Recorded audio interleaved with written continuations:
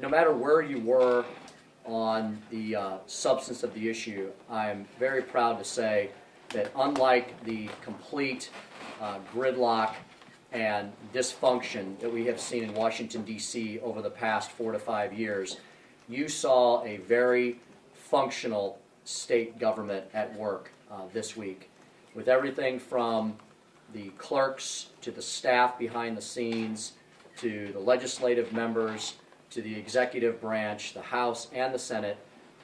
You saw in very short order, and we were on short order because of timelines placed on the General Assembly beyond our control. Were presented with an opportunity, and if we wanted to attempt to compete for that opportunity, we had until Tuesday, December 10th to make that decision. So you saw an extremely productive and functional legislative branch working in cooperation with the executive branch who brought this opportunity to us. It's my understanding that Governor Nixon agrees that everything that he requested was placed into the Senate Committee Substitute for Senate Bill 1 that we have now truly agreed and finally passed to his desk. The governor brought this opportunity to us just a few weeks ago because the Boeing Corporation brought it to him. He was responsible for drafting the call. He was responsible for the initial draft legislation. We agreed to work with him and move it through. You saw a state Senate which has had its difficulties in moving things quickly in the past, move with extraordinary speed, but also ask a lot of difficult and tough questions along the way. I can say that we have an extraordinary additional amount of information and data present before us before we made this decision today that we did not at the beginning of the process, and many were questioning whether or not we had time to obtain that data. We had extremely long caucus meetings where every single question was asked and answered, where the governor's staff made themselves available to us, and so now it goes back into the governor's hands. This began with him, and now the ball is put back in his court to put Missouri's best foot forward as we compete for an opportunity, which is involving a good that we're competing with the world against. The only winners in this are going to be the state or states that are chosen to build this incredible new commercial airliner that is next generation. And the winner already is America, because an American corporation was chosen over a European corporation to build this aircraft. So the next winner will be the state or states that are chosen to actually do this. And I don't know that there necessarily will be any losers in this. The states that aren't chosen will simply maintain the status quo. I think if we are not chosen, we will have to look very carefully at what the state or states that put forward that were chosen. We'll have to look at their policies and what packages they put forward and what are their policies in general on taxation, labor issues, regulatory issues, and we'll have to keep those in mind as we move forward in the 2014 session. But we were called here for a very, very specific purpose. We could not exceed the call, in my opinion, lawfully or constitutionally, and we decided as a General Assembly, in an overwhelming bipartisan vote, with a majority of Republicans. We had enough Republicans, we had 84 Republicans vote for this bill in the House, which was more than enough to pass the bill just with the Republican majority, but I'm very happy with the cooperative spirit shown by our Democratic colleagues. An overwhelming bipartisan vote on both the substantive bill and the emergency clause to send this to the governor's desk so he could put Missouri's best foot forward and compete on a global scale for an opportunity that will, for whatever state is the lucky winner, will provide thousands of stable, solid, high-paying jobs and will reinvigorate the manufacturing industry, which will in turn reinvigorate the small business world as well, wherever this project goes. I also have the majority leader here, Chairwoman Zare, who did a remarkable job this week in shepherding this extraordinary opportunity through the House side and also working with the Senate. And finally, I want to thank my Senate colleagues. I've said it time and time again that Senator Tom Dempsey and Representative Richard have been excellent partners over the last year and I want to thank them for the hard work they did as well. Anna, if you want to add any comments. I'm exceptionally pleased that we could work together on this. You know, as I said on the floor, we had both chambers working together on this. We had both sides of the aisle, and we had the governor working with us as well. I also think it's a great demonstration of using the tools that we have already put into place. And Missouri is an approach to economic development is not giveaways, but to actually help incentivize activity by being performance-based. So this fit right in with our kind of the way we approach things. I didn't say that right. But it also, I think, was a demonstration that the legislation that we've passed for incentives are good for small business as well. There are incentives that can be utilized by small business as well as big business. What we did is just make adjustments on our current programs, and I couldn't be happier that everyone worked together all the way through the process. This was not politically motivated. There was no politics in here. What I saw were good, honest questions from all my colleagues on both sides of the aisle, and I really appreciate that. John. I would just echo what the speaker and Chairwoman Zaire said. That was a very good week for the General Assembly. It's encouraging when we can agree on issues that have consensus among the two chambers, as well as with the governor, that we can move quickly and decisively to get those things done for the state. So I look forward to the governor signing this bill and then hopefully using it to bring home the project that we all want to see happen. Tim, one reason this moved so swiftly through the Senate is because the governor sat down and met with 5 senators who have been pushing for curbs on tax credits to low-income housing and historic buildings. And he gave them a commitment to push aggressively for that in this upcoming session and perhaps take some actions on his own to slow down some of those tax credits. Is the House any more willing in this session that's about to start to pare back the tax credits for low-income housing and historic buildings? Well, I'd first like to comment that I think the fact the governor finally sat down with the Senate was what moved this bill forward in a positive fashion. Last session, the governor was largely fixated on one particular legislative item, which a strong majority of this General Assembly was not interested in, and that's about all he worked on. And I think the fact that he sat down with the Senate on the matter at hand is what helped move it forward. Secondly, the House has stood for tax credit reform for the past many years. And in fact, just a few months ago in May, we passed a significant tax credit reform bill that had over $100 million in annual savings, did pare back 2 of the largest cost drivers, and did eliminate many other tax credit programs as well.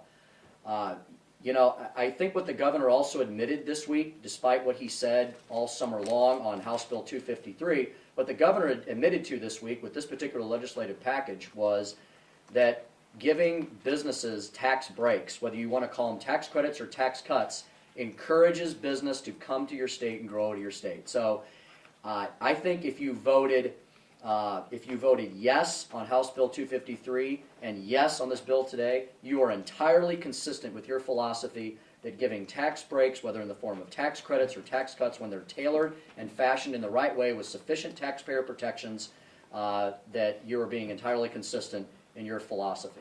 You know, we appropriate money every year, and we appropriate $8 billion for social services, which I'm not sure provides any measurable return on investment to the state. So I think when you're doing tax cuts or tax credits, you are positioning for a return on investment to the state. So, you know, I think the tax credit reform debate will continue last year, and we welcome it. Yes, we do. And I would also point out something that I've pointed out time and time again, and I don't know if people do not understand it or just brush it aside. There were reforms put into place on tax credit programs in 2009. There was a lot of hay made out last year how our redemptions had exceeded $600 million and we were leading the country. Because of the 2009 reforms that have kicked in, those redemptions have already dramatically dropped over $100 million down near the $500 million level. So some tax credit reform has already come into place. We welcome the discussion again if the General Assembly as a whole feels it's needed. Do you think you have a higher level of trust or cooperation with the governor after this process, and that some of the things that were in your tax bill last year, your tax cut bill, could now be, you could now discuss with the governor in a way that was unavailable to you, or he was unwilling to do 3 or 4, 6 months ago? Rudy, that's a great question. You know, whatever happens with the proposal before us by Boeing does not change my position at all on the need for our state to consider global reforms to our tax policy, to our labor policies, to our regulatory policies, and to our litigation policies. I believe we will still firmly push for and pursue significant tax reform, and it will include tax reduction for Missouri's small business owners and families. And I think that the governor sees through his involvement, his willing involvement personally, to come to our caucus and work with us, that he can accomplish a lot more in working together rather than working against. Do you think he could, if he's willing to move on taxes, do you think that there's movement in the General Assembly on Medicaid? I don't know. Those are two separate issues to me. The House debated the Medicaid issue last year quite vigorously, and I'm sure we will again. I know many of my members, probably a majority of my members, want to see some Medicaid reform. The expansion issue is still very much open. I think with the continued problems we see with the federal health care takeover through the Obamacare bill, a lot of people are very concerned about dumping billions of new state dollars into a system that appears to be more and more broken every day. But Medicaid reform to ferret out the waste, fraud, and abuse in that system, which I think will provide access to more care for the truly needy, is something we will pursue. Did the governor give the House any similar assurances or guarantees that it's similar to what he gave the Senate on tax reform, tax credit reform? Neither the governor or his staff spoke to me about that issue. I don't know that they No. spoke with On anybody else. any other issues? No. Are you at all concerned about the technical problems you had today, whether that could give anyone grounds for a legal challenge? No, because we corrected them. Just like we correct them during the regular session. We were just on a compressed time frame. So we took we went above and beyond our usual correction process to make sure that everything would be legally tight and constitutional. Ordinarily, when you look at that, it's what's in the journal is the official record. That the journals were always correct. We passed a resolution just because this bill is the only reason we're here right now. So we want to just make sure all of our members knew and consented as a body that we were making the corrections that are ordinarily made in due course between the printing and what's in the journal. Are you worried at all that the hiccup could make Boeing hesitate or give them pause when looking at our state? No. Not at all. I understand that some of the governor's staffers were involved with that discussion as that was unfolding. Are they comfortable that it was constitutional? Yes, I mean, our purpose was let everybody know what was going on and draw a consensus. That's why ordinarily it's probably something we would have resolved in about 10 or 15 minutes, but we took the extra time given the sensitivities of this. It's the only reason we're here, make sure the governor's office, the Senate, and the House were all on the same page on how it's going to get resolved. You know, it just highlights again the cooperative spirit and the fact that politics were truly put aside this week for the sake of passing good policy. And we all need to remember that major manufacturing has not only largely been disappearing from Missouri, but from the entire United States of America over the last few decades. And we are not just competing, we're not talking about moving a retail store or a convenience store from one side of a county to another and picking winners and losers in that aspect. As Representative Funderburk said on the floor, we are competing with this type of product with the world. This is an international competition. And we're either going to have major manufacturers providing long-term, solid, high-paying, high-tech jobs in this state and in this country, or we're going to say that we're not interested in that. And big business drives and thrives along with small business. When you bring these types of giants into your state, you're creating an entire network and chain of opportunities for more Missourians. And that's what we're about. Growth, opportunities, trying to bring prosperity back to our state, and that's what you saw this week. And what would you say the chances of us actually getting this? You know, David, I wish I knew. I really don't know. I think, and that may be a little bit beside the point, because it was very important for us to show major corporations, American-based corporations, major manufacturers like Boeing, that Missouri is interested in business being here. And that's what we did. That's what we accomplished. It's now up to the governor to seal this deal, to try and bring this opportunity home. We've done our job 110%.